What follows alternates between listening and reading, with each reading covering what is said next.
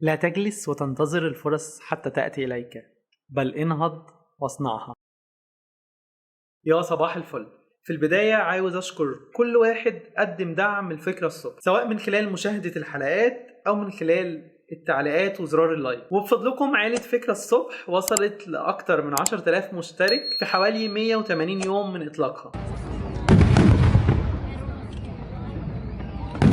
بمشاهدات عدت 300,000 مشاهدة لإجمالي الحلقات. وعلى الرغم من أن الأرقام دي مشجعة جدا لأي قناة جديدة، لكن دي مجرد خطوة في مشوار 100 خطوة اللي إن شاء الله هنمشيه سوا بفضل دعمكم وتشجيعكم. حقيقي شكرا لكل واحد فيكم.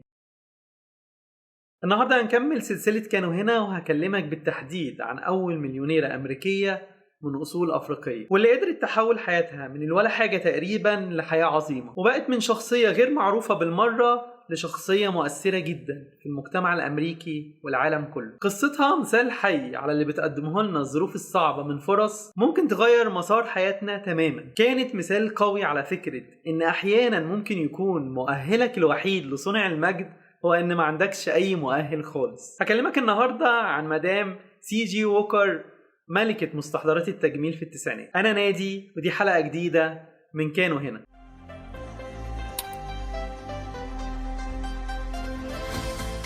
زيها زي أوبرا وينفري اللي اتكلمنا عنها في حلقة قبل كده، اتولدت سارة ووكر من أب وأم عبيد عند أصحاب البشرة البيضاء في مزرعة من المزارع سنة 1867. وهي عندها 7 سنين يتوفى والدها، وده خلاها تضطر تروح تعيش مع أختها وجوز أختها، واللي بالمناسبة كان بيعملها معاملة صعبة جدا، وكان بيجبرها انها تشتغل في البيوت. وده اللي خلاها تضطر بعد كده انها تقبل تتجوز وهي في سن ال 14 سنة علشان تهرب من جحيم جوز اختها. وهي عندها 17 سنة انجبت بنت، وفي سن ال 20 بقت أرملة ومضطرة تدور على شغل يكفي احتياجاتها وبنتها، فاشتغلت في مغسلة بمقابل $1.50 في الساعة. أرملة سوداء في زمن ثقافته عنصرية، بلا أي إمكانيات علمية أو عملية تقريبا، يعني ظروف مأساوية تماما، تشوفها كده من بعيد تقول ملهاش حتى أي فرصة إنها تعيش حياة عادية. لكن سارة كان ليها رأي تاني، ومن غير ما تعرف صنعت الفرصة لنفسها يوم ما قررت تشتغل مصففة للشعر، وتعلمت في الفترة دي أساليب كتير للعناية بالشعر، وده خلاها تفكر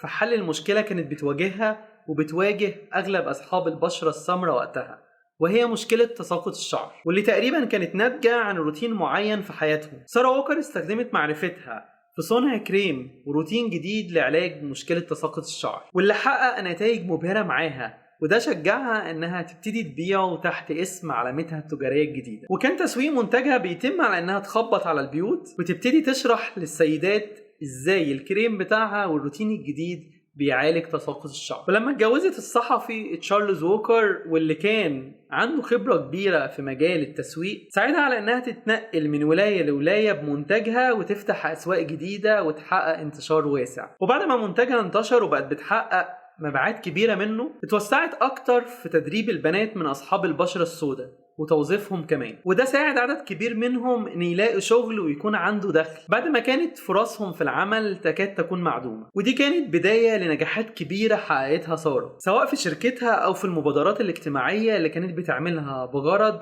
مساعدة السيدات على النجاح. وفي اخر 10 سنين من حياتها اشتغلت على القاء محاضرات لتحفيز الناس وتشجيعهم على استغلال الفرص وتغيير حياتهم للأفضل. وبسبب تأثيرها ده اتكرمت بجوائز كتير، وتحول بيتها اللي معروف باسم فيلا ليفارو لمعلم تاريخي وطني تكريما ليها. حياة سارة كانت قصيرة لأنها توفت وهي عندها 51 سنة، لكن تأثيرها كان كبير جدا جدا، وقصتها ألهمت وبتلهم ناس كتير لغاية دلوقتي، مش بس علشان كانت من أوائل المليونيرات، لكن علشان قدرت تصنع لنفسها طريق وفرصة من الولا حاجة تقريبا. ده غير طبعا المساعدات اللي قدمتها لآلاف من البشر علشان يحسنوا من حياتهم. ولو ركزت شوية في قصتها هتلاقي ان عدم وجود مؤهلات احيانا بيكون هو المؤهل الوحيد لصنع المجد. يعني سارة في زمانها لو كانت راحت تقدم على شغل في شركة مستحضرات تجميل، كان الاتش ار وقتها هيشوف السي في ومش هيلاقي فيه اي حاجة تشفع لها انها تشتغل كموظفة في الشركة. وبسبب عدم وجود مؤهلات مناسبة ما بقاش ليها اي فرصة تماما في سوق العمل، ويمكن ده السبب اللي خلاها تصنع الفرصة بنفسها وتنتج المنتج بتاعها وتنجح في تأسيس شركة مستحضرات تجميل كبيرة. ونفس المثال يتطبق عليك لو انت متخرج من اي كلية وفاتك انك تاخد كورسات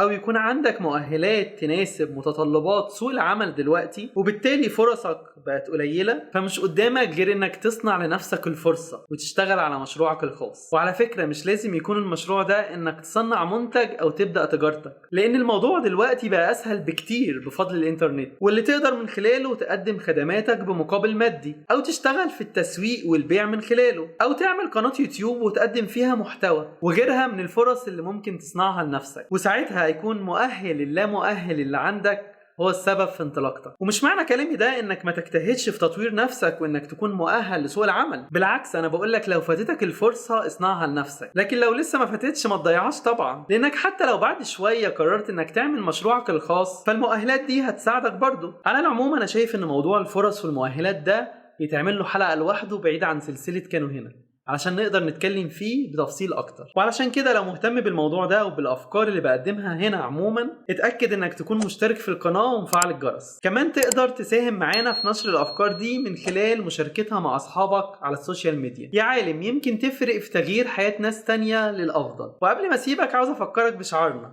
اليوم افضل من الامس وغدا سيكون الافضل. صباحك فل واشوفك في حلقه جديده من فكرة الصبح.